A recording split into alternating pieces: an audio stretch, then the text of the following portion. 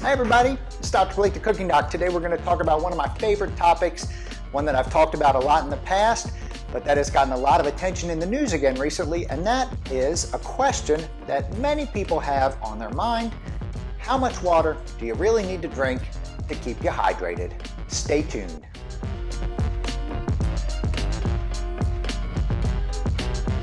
Thanks so much for watching today. Make sure you subscribe to my channel, click that little button, hit that bell so you never miss a new recipe, a new video, or a new health tip. So it's come up again recently in the news, the question, how much water do you need to drink to keep yourself healthy and to keep your body hydrated? So first of all, why am I equipped to answer this question? Well, I am a kidney doctor, a nephrologist, and the job of your kidneys is to regulate your fluid. Too much fluid, too little fluid, your kidneys know how to handle that. So I've been studying the kidneys for a long time, and I consider myself an expert on hydration. Plus, as I learned to say when I did my undergraduate training in Boston, those kidneys are wicked smart, and they know exactly how to take care of your fluid along with the rest of your body. So when your body gets too low on hydration, you get this signal sent to your brain, and your brain says, thirsty, thirsty, go find something to drink. And then your body goes and finds something to drink. You have something to drink, or you have something to eat that's got a lot of water in it. Next thing you know, you are good to go, fully hydrated. So most of the time, you don't need to be carrying around that big jug of water to keep you hydrated, because your body is really good about telling you when to drink and keeping you hydrated. Now, there are some people, such as people who are sick, nausea, vomiting, diarrhea, people who are working out in the hot sun, they need more to drink.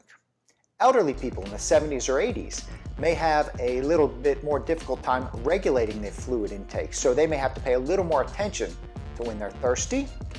And then people with polycystic kidney disease and people with kidney stones may also need to drink a little bit more. So those are kind of examples where this strategy isn't exactly perfect. Obviously, there are caveats and exceptions, but for the most part, this is the advice I give to people I see. Drink when you're thirsty and drink mostly water. Now, that second part, drink mostly water, is where people get into trouble, because when their body gets that signal that says, hey, you're thirsty, they don't reach for water. They reach for Coca-Cola. They reach for sweet tea. They reach for double whip Frappuccino from Starbucks, something that has a lot of sugar in it that, sure, may keep you hydrated, but it's also going to give you a ton of extra calories and fat. So the trouble for most people is not that you tend to keep yourself underhydrated by not drinking enough, but that you tend to drink the wrong things when you get thirsty.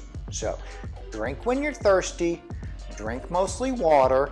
There is no magical 8-ounce glasses of water a day that you need to drink. There is no urine color that you need to drink to keep your urine clear. Even if you have chronic kidney disease, there's no study to show that drinking more water helps attenuate that kidney disease. It doesn't help prevent that kidney disease from getting worse. It doesn't help make that kidney disease get better.